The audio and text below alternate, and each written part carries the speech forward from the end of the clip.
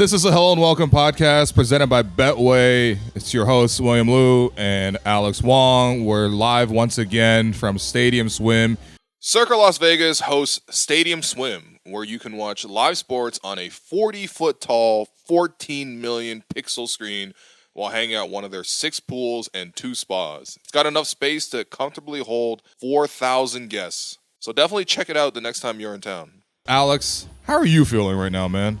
I'm feeling good, man. I know people have been asking for the banter pod. Yeah. You know, we're going to do that post-Vegas. We're going to take care of all of that content, discuss what we can and can't talk about that took place in Vegas just from a trip perspective. But, yeah, I'm feeling good. I'm here to talk basketball and Summer League today. I got to say, I was really impressed with how long you were able to riz Raptors executives.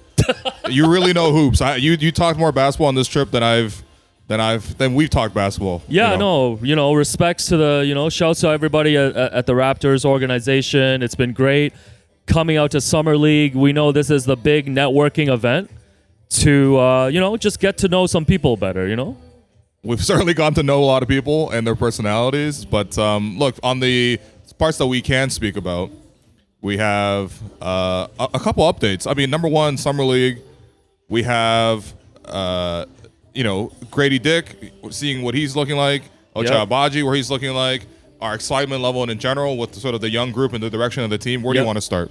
Yeah, man. I think I do want to talk about that group of rookies, but for me, it's coming into Summer League, the guy that I'm looking at is Gradey, right? Because we keep talking about where's this team gonna go, and it was interesting to me too. Today, I saw some of the over/under win totals started coming out. And the Raptors right now are pegged to win about 30 games. So it's okay, it's going to be a rebuilding season. That's the expectation. I thought Gradey, obviously, towards the end of last year, really stepped up. And, I feel like because you were here last year for Summer League. And, you saw Gradey from last year to this year. To me, through the first 2 games here, I know he got hurt on Sunday's game, but, I thought he's just looked like one of those guys who's okay, you've graduated from Summer League, you belong in the NBA now. You don't need to, you can get your reps at this level, but he's clearly, I feel ready to take a leap and just add more to his game in year 2. Yeah, it's interesting because I know if you're only looking at the box score, he's missing a lot of shots, and he hasn't hit a 3 yet, which obviously we will love to see a game where he nails 5 or 6 threes or something like that. But I think it's when you watch the overall game and the process in which how he's playing, I really like it. He's very aggressive. He's driving the basketball more. He's really climbing there for rebounds. I just think his overall compete level has been really high. Of course, again, you would need the shots to drop, but the confidence is there. He's coming down the floor and taking these mid-range pull-ups. He's getting to the basket on just finding the right moments to play off ball. And I think that's always something that, look, if Gradey had more of a offensive creation ability to create for himself off the dribble, to create for others, then I think he would completely dominate a situation like Summer League, which is much more open and fluid, right? He's obviously a guy which in his role he's going to need to feed off of other players, and so when you ask him to sort of extend himself offensively and sort of generate more of his own offense, that's when you're going to see a couple of inconsistent results. But that's not his role, right? No one's ever going to tell Kyle Korver all of a sudden you got the ball and you got to create everything on your own. You know what I mean? So I think for Gradey, though, he looks stronger physically. He looks very confident to me as well. And my hope is just that, the ankle injury that he suffered is not going to hold him out for much longer. Apparently, he was out there post-game in Crocs. Yeah, so there was no Crocs, official update from the team, but, Yeah, Crocs are really popular right now. Hey, man, I see you rocking them. Yeah, please don't show feet. Show feet on camera. Don't show feet, man. No, but it's based on where the roster is, I think pretty confident in saying that Grady's probably going to start next season. Well, I actually asked Gradey about that. Okay. Right? I asked him about that outright at practice a couple days ago. And, he said that this is not the one thing that he's working towards, right? He's I want to get myself ready. And if they choose to start me, then that's good or whatever, right? He's not angling for that. But at the same time, I think there's a real chance that Gradey is that 5th starter that we'll like to look at.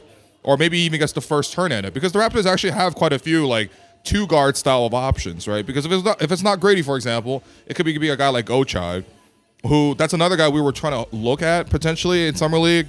He's playing as a 3rd-year player in Summer League, right? He's older. He's like 24. So you would like to see some progression on that front.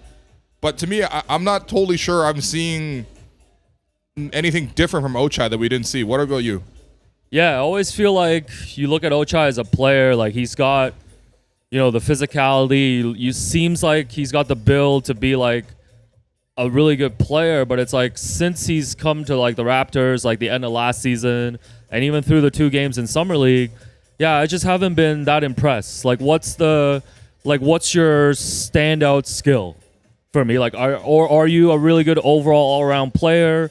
I don't feel like he's like approaching those levels either in terms of like you're really solid at everything. So I'm kind of looking at him like, yo, what's the skill? Like, what's the skill that's going to get you on the floor? Like, are you going to be a defensive stopper? Like, is it going to be like, Ochai, Davion Mitchell, like Jamal Shead, these guys have an identity off the bench and stuff? Like, that's my question with him is like where he slots in and like what's your role? Well, it's interesting because they asked Coach Jama about what they expect out of Ochai from this, summer league, and I think the quote that he gave was like basically like, look, we want him to be able to find opportunities off ball to score. So that's catch and shoot, that's cutting to the basket, that's playing in transition, right? That's screening and potentially rolling to the basket, things like that, where he doesn't have the ball because we know he doesn't necessarily have an on-ball creation ability, and they're not asking for that. But I think on the other end, it's still, to me, it's a lot like a lot of games towards the end of last season where in the last 20 games or so, Ochai played a lot of those games. Yeah. But he wasn't really a difference maker. There was a lot of games where it was like a lot of guys are injured, and he would still only have like 5 to 6 points. Like the offensive creation, just to me, he doesn't feel like a super confident player in general. Like the confidence between him and Gradey is like night and day. I think he does generally take good shots. He's not taking shots out of turn, but I do feel like there's some record scratch moments, and he's still really much trying to figure out how to be an effective off-ball player. Defensively, I trust him. Right, I know that it wasn't the greatest defensive game against Denver. He had 7 fouls, which you can only really have in Summer League. You know what I mean? 7 fouls is like what every Copa America match has. All right, every player gets 7 fouls before you get a yellow card. Shouts to the fans climbing through the vents yesterday. Yeah, it was a zoo, man. Honestly, since we've been in America, Trump got shot, and people were climbing through the vent in Miami. So, like, I can't wait to go back to Canada, man. It's much more normal. Even with all our problems. But shouts to Stadium Swim. Shouts to Stadium Swim. This is the best part of it, though. I can't wait to hit the pool after this. But, yes, I think for Ochai, like I trust him defensively, right? And so that's going to keep him on the floor. But it's like I know you say that, but it's like, you look at players on this team. It's like Ochai, like even Davion Mitchell. I don't know who else you put in there, but it's like you can't put them all on the floor because like none of these guys can like shoot. Well, like it's going to be off nights both ways, man. It's going to be two-way off. I mean, listen, if the bench unit could just play the other team so it's going to be 6-6 after 4 minutes. If you keep it 0-0, you know what I mean, and taking the penalties, I'm actually okay with that. So just just boot the ball around in midfield, man. But you know what's interesting to me? Watching Ochai versus watching a guy like Jamal Shead, right? Yeah. Both defensively, like, that's their game, right? They're defense-first players. I love Shead, by the way. Just, like, the confidence. Yeah. Don't you find he just carries himself, like, with a confidence? That's what I mean. I feel like Shead plays with a swagger that, like, Ochai doesn't quite have. I mean, Ochai is really good defensively. He's even bigger than Jamal is. But I feel like Jamal is single-handedly, like, shutting down pick and rolls and, like, single-handedly turning guys 3-4 times. He's picking the right spots to be super aggressive, and you notice him all the time. Yeah. In a way that I feel like with Ochai, I wish he had a little bit more of that Jamal Shead energy with him too. You know who Shead reminds me of his energy? Who? Jalen Suggs, man. Oh, okay. Because you know how Suggs, especially like last season. Yeah. I feel like he was just going crazy whenever I watched him. He would go super hype every time he got to stop. Yeah. I don't think Shead's like at that level where he's just like talking in people's faces and all of that stuff. But it's like when he's out there, I feel the same energy. Like you feel his presence. Like, especially on defense and stuff. Well, that's one of the bigger things between last year at Summer League and this year at Summer League is having Jamal Shead play point guard and lead the group. Right. It's been really, really important because the point guard position, more than anything else, you're supposed to provide leadership. You're the first one to guard the ball most of the time. And you are the one who dictates the pace of play, how hard you play, all that kind of stuff. Like, we've seen great leaders at point guard in Toronto. Look at Kyle Lowry, right? I feel like, honestly, the highest compliment I could pay for Jamal is he has that Kyle Lowry ability where Kyle would maybe be just like whatever in the game, up and down a little bit, might be missing some shots. And every single game with Kyle Lowry, he would have like a 2-3 minute stretch where he make 5 plays in a row. Yeah. He'd take a charge, then he hit a pull-up three, and then he would draw a foul, or then he would drive and kick, set up a guy for a dunk. And all of a sudden, it's like a tie game, or the Raptors are down 3 or 4, and all of a sudden they're up ahead, and then they can sort of like play from a position of being up, right? Jamal had that in game 2. The game was tied 65-65, and I said it in the reaction podcast. He made a pull-up three, he drew a foul, he ate a moving screen for a charge. He helped to secure a rebound. You know, little things like that where it's like you watch the game and you're just like, he's taking over, not in like a ball dominant way, not like a ISO clear out, he's Kobe Bryant type of way. He's not like that. Yeah. But I think the leadership that he's providing is really impressive. And I think the energy is like, it sets the tone. Everybody across the team says the same thing about Jamal, is that you could feel his leadership coming in. Yeah. And that's really impressive for a guy who's joining the organization for the first time. Yeah, and I think too, like when you think about just that like backup point guard position, the guy to lead the second unit, like, bro, it's been like how many years we've been looking for that, right? Like, That's what I'm saying. Like Malachi, for example. Malachi. Totally different style of player, but Malachi was just super timid. Yeah. You always got that sense from him. He's like a little bit nervous and afraid. Who was the guy we got from the Nuggets? Remember Nick Nurse begged for a backup point guard? Oh, Will Barton? Yeah, Will Barton. He's a shooting guard. Yeah, let's but be like honest, they man. kind of brought him in and had him run point at some point, too. They did, yeah. Like, it's been like, I mean, it's been a running conversation to find that. I mean, Shead is interesting.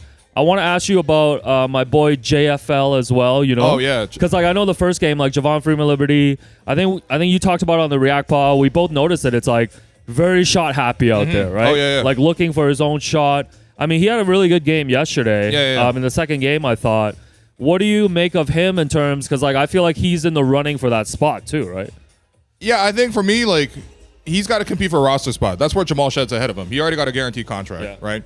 I think with Javon, what he really needs to do is find a good balance because, yes, he can score. Yes, he can drive. He's already shown that at a summer league level. He's shown that at a G League level. Yeah. But when he comes to the NBA level, he's not going to be asked to be a slasher and a scorer as often, right? Especially not in Toronto. Maybe in other teams, he can do that a little bit more.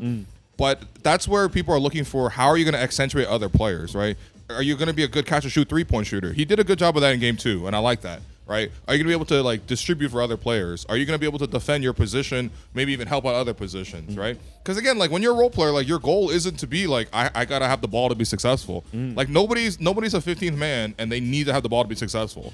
You know what I mean? So, but at the same time for Javon, I thought he played a really big part in game 2. A couple moments there when it was late game and the game was, close, they gave him the ball, right? I not to be like all Bill Simmons with all that kind of stuff, but I like knowing in a new environment, who do they trust, right? In a pickup run even. Yeah. Right? You come down, it's like 9-9, next bucket wins, you know what I mean? Like, who do you actually give the ball to? Who do you clear out for? We know you're shooting in that scenario. I'm definitely clearing out, and I'm going to the corner. But, like, Javon was the guy they gave it to, and he did get 2 trips to the line. Yeah. So I thought he was a much more balanced game. I mean, there's a competition between him and DJ Carton there. You liking DJ Carton? I don't really have any DJ Carton thoughts, to be honest. I think it's kind of cool, though. You know what? That's the most fair thing. Yeah, clip that, Jerome. No, don't. It's kind of interesting. Like, we've been talking about the rookies for, like, I don't know, like 10 minutes here. And, like, we didn't even, like, start with Jacoby, as, the first-round pick. Yeah. I haven't been able to get a good feel for, like, how he's been doing the first 2 games. Like, sometimes I wouldn't say he's, like, invisible on the court, but I feel like he's, like, typical rookie kind of finding himself out there. Yeah. Like, what have you seen, like, plus and minuses from him through 2 games? So, number one, I mean, I think the handle could be a little stronger. Okay. I think overall he could be physically stronger in general. But I think, if he was able to handle it a little tighter or, get to more spaces, you'd notice him more and he'd be able to dictate more of the action, right? Because right now, to me, he's closer to, like, a Gradey Dick in terms of, like, playing largely off ball and being able to succeed with that rather than being a combo guard where you can sort of handle, get your own shot set up for other people. Game 2, he obviously played a lot better. Game 1, he was very, shaky. I think the competitiveness has been there defensively. He's been willing to get at it. A couple times he went under some screens against shooters, which is obviously not the right thing. But, like, generally speaking, there's no, issues for compete, at least for me, right? I think offensively, yeah. I mean, the catch-and-shoot 3, we saw him take a pump fake sidestep 3, which is a pretty difficult shot. But he was confidently stepping into those. And, he's drawing fouls, too. That's something where, I don't want to say talking to per league sources, but one thing that's like impressive that was pointed out to us was like when you see a freshman who's able to get himself to the foul line, that's a really, really promising sign. And I've been curious to see how that would translate to this level. And I know it's not like he's average. He's not James Harden out there, going to the foul line a million times. But for a guy who doesn't have the ball that much, he's consistently going to the foul line. Like, he's getting fouled on shots like 2 or 3 times a game. And I think there's a little bit of an up fake there. He talked about it afterwards. He's like, because I'm a great shooter, guys are going to fly out at me. So if I pump fake, I get to a spot, rise up, maybe even lean into a guy. That's really, really smart, and it showcases just like a little bit more dynamic of how he can be. But, I mean, right now, though, it's 2 games, literally back-to-back. The fact that he's even gone through these and maintain his confidence, to me, is already a plus sign. Yeah, who's your source, man? Scott Drew Scott? Who's the other property brother? Go man? North. It's kind of cool, like, just thinking about, like, talking about all these rookies and, like, honestly, like, just overall the vibe. Like, I know it's Summer League. It's more about, like, seeing how these players, like, what their skill sets are. Like, it's cool they're 2-0. But I think Raptors fans were so down bad off just, like, that miserable season. Oh, yeah. That the vibes are so good to just, like, see so many guys that you feel there's potential in. Yeah. We haven't even talked about Brandon Carlson, 6 and, like, blocks, man. Yeah, and even, like, my guy, Jameson Battle. Your boy. The biggst Jameson Battle since McNulty. All right, we need more than one joke about Jameson Battle, man. We're going to keep that one going until it hits. But it's like, no, like, even just from, like, a vibe check perspective, I think Raptors fans are pretty excited after the first 2 games, just being able to see this, because it's like, finally, there's like a reset, whatever you want to call it, a rebuild, and now you're able to see all these guys. Because I don't know, like, last year when you were here, like, how many guys were you excited? You were looking at Gradey. Last year was nasty, and this is where, like, I'm not trying to slander other guys who are here, but, like, the only people worth watching from last year, for me, were Gradey. How would he transition? And he really struggled. And Marquise Noel, who, like, made some flashy passes, but generally speaking, I'm like, it's a pure uphill battle for a 5'7" guard to try to make it like this, right? And that was kind of it. It was like Ron Harper Jr. was kind of like floating around a little bit. He was talking about being a vet for this team. I'm like, no, I mean, I'm not even trying to be rude, but I'm like, it's just not hitting. You know what I mean? Yeah. Versus this group, like, there's guys to watch for, like Ulrich Shamshay. The fact that he, like, we didn't even talk about him yet. He's just stepped up and popped out for a 3. We didn't even talk about Mobo. He switched it. Mobo. Yeah. I thought, he had a one-on-one move where he hit a Euro step and then a finger roll off a drive. Like, little things like that. It's just like, dude, give us something new. We understand. Part of the reason was, like, the old thing was it just wasn't working, and seeing it fail in the same way over and over again became very frustrating. And we get that we got to move on, and, like, it's probably going to have some lumps, as you mentioned. The over-under for wins is like 30. Yeah. Which I am in Vegas. I might have to see about that 30 win total. Classic you is you're going to take the over every year. Oh, I'm taking the over every time, yeah. But, like, at least it's new. At least it's refreshing. Something to hope about. You know what I think mean? Everyone's very excited. Like, sure. you get to feel the new excitement now. And you know what? More than anything else, it's the defense. Yeah. It's the defense for me. Because I think they asked, I think, Javon, because he was here last season as well. They asked him, like, hey, like, what's the difference between, like, Jama and, like, Coach Darko in terms of, like, the instruction? And one thing Javon talked about was just, like, maybe it's just a little bit more emphasis on the defensive end. But, like, you see the emphasis on the defensive end. Like, that's what's refreshing. They're playing hard. Like, with Raptors basketball, especially based on the guys we have, it's not like we got, like, guys with crazy bags. You know what I mean? Like, we don't have Anthony Edwards or, like, I don't know, like, we don't have, like, a super flashy passer like Tyrese Halliburton. Like, Scotty's a really good passer. Yeah. Sometimes flashy, but you know what I mean? Like, we're not watching, like, it's not like Steph Curry, like, flowing around, or Jokic, you know what I mean? But what you can always love about the Raptors, and what we've always loved about the Raptors, is, like, they guard, they play hard. Yeah. Guys come on the bench. Lunch pail guys, they punch bro. up. Yeah. So, at least on that front, I'm really digging how John has really prepared them to play hard defensively. More than anything else, too. Yeah, no, it's cool. Like, you can see the clear emphasis on that. Yeah. And I think it'll be really cool. Let's pick up on a couple of other Raptors items. Okay. We spotted Christian Koloko. Yes. He was, like, kind of sitting, chatting with, like, Raptors front office and players, right? Yep. And it was reported yesterday that he participated in a workout with some other unsigned NBA guys, including our guy Corey Joseph. Make sure you follow Hello Welcome Pod on Twitter for the Corey Joseph video. You getting 110 likes on a Corey Joseph is sitting courtside with Jamal Mosley. Eating Gylon, I believe, ended at 86. Once again, the night started well for Wolfon and ended with an L. Shouts to Wolfon. I shared in that L. But yeah, so Koloko has been cleared by his own doctors. Yes. Is the report from Clutch Sports. Yeah. Shouts to Clutch, but hasn't been cleared medically by the NBA. But clearly, he's trying to work his way back. Yeah, I mean, we're all rooting for Christian. Of course, you know. There's no guarantee that he's back with the Raptors. There's no guarantee that he even comes back on the court. Yeah. You just never want to see a young player's career cut short, right?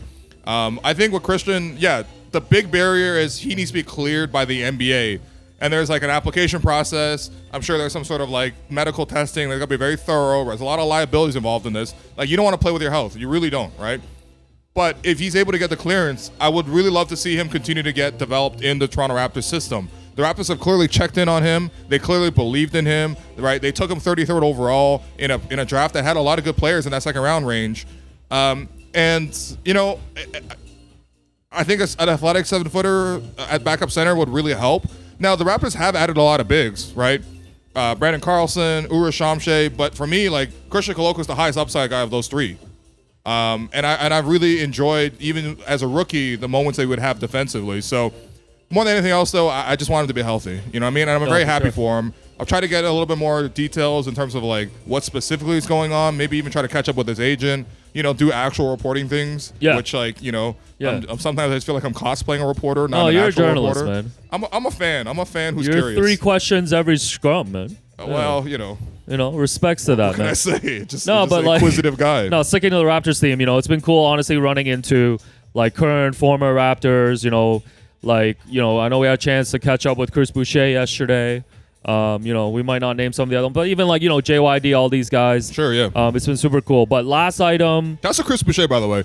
Chris Boucher saw me. He's like, yo, I heard you guys changed up with the pod. And I was like, yo, Chris, how do you know that, man? Yeah. Salute to you, Chris. Come on the program. We know we're going to ask again. Shouts to Chris, man. It's always been love. Shouts to Chris. Last item. So, you know, I think Michael Grange and also Jay Lou, you know, reported last week that Gary unlikely to return because during contract negotiations, I think there was expectations that Gary's reps wanted to get him around like 25 type million a year. You know, spoke to some sources at Summer League who confirmed that as well. Okay. Watch bomb. And you know, I think his reps were very confident that was going to be the market. And, you know, whatever. Like, every year there's misreads on that stuff, right? Yeah, sure. Like, you're a Fred VanVleet, you go to free agency, you get $40 million. That was the Raptors misreading, really, when you think about it, yeah. Because Tillman Fertitta, you know, is a, you know, wild boy. But like, by the way, you know, most of the UNLV buildings are Fertitta buildings. Oh, really? Yeah. Those chicken fingers that's going into Fertitta's pockets, that man, money? Listen, the name Fertitta rings out in these UNLV streets. Thomas and Mac. Just like Mark Medina, man. Shouts to my guy. Shouts to Mark Medina, man. But yeah, so Gary, obviously, you know, without still unsigned. Yeah. There's not a lot of money left out there. There's no money out there. Yeah, there's like no money out there. There's been no signings for like a week. Yeah, like I don't even know. Like, he's probably looking at like 5 to 10 million at this point. Well, could be more. The mid-level from some of these teams, maybe. There's misreads, and then there's like a situation where you missed the boat. And honestly, there's a gamble that comes to free agency every single time. Right? Yeah. You're like, there's no guarantee unless, like, you know, there's some tampering or whatever. And clearly, nobody was tampering to get Gary. Yeah. But like, I think his best case scenario is he ends up on a contender on a make good type of contract. What Dante DiVincenzo signed for recently, which I think was like the taxpayer mid-level, which I think believe was like 5 a year with the Warriors, and then he got like the full mid-level afterwards with the Knicks, right? Or, you know, what Malik Monk did with the Lakers. I think he got biannual exception at that point, which is like only like 3. Once again, reminding you, Malik Monk was on a Lakers team with Dwight Howard and Carmelo Anthony. And Andre Drummond, man. And Marc Gasol just being like, yo, why do they backstab me for Andre Drummond? No, but I get what you're saying. And Shams reported that the Milwaukee Bucks are potentially a suitor, one of the suitors for Gary. I can see that making sense, you know, for the Bucks, for Gary as well, right? I told you, like, when there's a player who ends up cooking that team over and over again, all of a sudden that team has a lot of interest in that player. No, this is the Doc Rivers corollary, because Doc used to always just like, when he went to the Clippers, try to get guys who like cook the Clippers. No, exactly. And I think with Gary, he's had a lot of impressive games against Milwaukee. And showed up in that cardigan once and flipped it backwards. Inside out at halftime. That's the real biannual exception right there. But yeah, I mean, like, I think Milwaukee would be a good spot for him. Like, he could probably even contend to start for that team. Would he be the youngest player on the Bucks? Because they're so old. Honestly, he might be, man. It's like him or Andre Jackson, man. Man. I'm Andre Jackson. Ooh, you're coming off the bench. Goodness. Jerome, we'll be wrapping up soon. Don't worry. No. A karaoke coming soon too, man. On Wednesday. By the way, the man you just mentioned was signing autographs at Thomas and Mack. Who? Andre Jackson? Oh yeah, okay. He was there. Yeah, so was I. So Sources. So was I. Man. Launch bomb. But, no, but seriously, yeah, Gary and the Bucks. I think he actually do a really good job for the Bucks. Yeah, you know what I mean. But the only issue is the Bucks just did this with Malik Beasley. Right. They were like, but I like Gary more than Malik Beasley though. Okay, I like Gary more than Malik Beasley. You putting them in the same class of players? I think all I remember Malik Beasley is just like hitting 1-3 for the Lakers in the playoffs a few years ago and shimmying. Okay, all right, he's like on the Pistons now. I think I do like him better than that. But I mean, one point is Malik Beasley just went to the Bucks. Sure. He was like top 10 in like 3-pointers made, I believe, in the season. And then he couldn't even play in the playoffs, man. Well, that's an issue. But then ultimately, he didn't sign for much. You know what I mean? So it's like it's not a proven guaranteed thing that going to Milwaukee is like a guaranteed way to get yourself paid. Well, he has no choice now, though. Gary really has no choice now. I feel bad, but also at the same time, like some of this is on Gary as well, right? Sure. I know his role fluctuated with the Raptors, but the Raptors also had him for a lot of seasons, right? And if he developed a secondary skill besides catch and shoot 3-point shooting, he would be way more valuable than he is, right? But either he didn't get the chance to, or he didn't consistently have it enough, or the coaches, injuries, changing a system, whatever you want to say. You can always point to a million things, right? Yeah. If you want to defend a guy, but ultimately you're responsible for yourself. And I thought he played well in the moments, you know, that we've seen, especially that first season back in Toronto. He was excellent. 6 straight games of 30+. Like, but that energy kind of went away. And at a certain point, I'm like, I sympathize with Gary because he's been really friendly to us. We've done interviews with Gary. I like Gary a lot as a person. You know, I respect how hard he's worked as a professional. Obviously, we talk to his dad all the time. Yeah. You know what I mean? Like, these are all things. We'll put that aside for now, right? But, like, you know, you're ultimately responsible for yourself. And if you're, you know, remember what Gary Trent Jr. used to say when he come on the podcast. He's like, when you're a free agent, do you want to put, you know, a small mallet in your agent's hand, or you want to give your agent a hammer in free agency, right? He was talking about that. He's like, and if you play really great, you got a hammer. That agent can go wherever, and he could demand whatever he wants, right? Yeah. So I'm like, in this case, Gary didn't put a hammer in his agent's hand. Yeah, he didn't even play well enough. I don't even blame Clutch. Like, I mean, maybe Clutch will pull out some money anyway, but like, you come into every negotiation with like a good sense of like how much money you want to ask for, right? I think maybe it's just like the market did change up. Even players like Buddy Hield, would you put Buddy Hield ahead of Gary? Are they similar classes for you? Yeah, similar for me because like inconsistent type. Like, Buddy Hield didn't sign for much money either. Yeah, no, I get it. And listen, like Gary didn't give the Raptors like enough reason for them to like consider bringing him back too, right? Well, that's like, the other thing with Gary that I sympathize about, because I think for Gary, he's always just wanted to be wanted. Yeah. He wants to be wanted. He wants to be like feel like he's part of it. He's a part of it. Yeah. And whatever, you can all want things, but it did always feel unrequited from the Raptors. I will say that much. Yeah. It never felt like the Raptors were like, Gary's our guy and we're going to build around. Well, not build around him, but build with him as part of the core. They clearly chose like, we'll take the Bruce Brown. God, I was hoping to do one Raptors segment without mentioning my man who showed up in a cowboy hat at Summer League. Yeah. But they clearly chose like the Bruce Brown $23 million contract and locked up that money, and that's a better asset than using that money to sign Gary. Well, like they made that choice, right? That's to be seen. Yeah. No. We know. Yeah. All right. Once Bruce Brown comes up, it's time to wrap up. Yeah. A Raptor segment. Main takeaway is shouts to my guy Dan Tolzman, man. Great draft. Yeah. We're really excited about these rookies, man. Yo, your new DT. Let's go. No, but seriously, it was a great time. Shouts to the NBA Summer League. Shouts to Warren LeGarry putting on great events. And, I'm excited to go back at it. You know, later today we'll get a chance to see, hopefully, Zach Edey if he's playing. Hopefully more Bronny as well. And, we'll keep you updated in terms of all the things that's coming. But, of course, we're going to try to get you more Raptors exclusive coverage as well. So thanks, everyone, for listening. Once again, this has been a Hello and Welcome podcast presented by Betway, live from Circa, live from Stadium Swim. I'm going to hop in the pool. We out.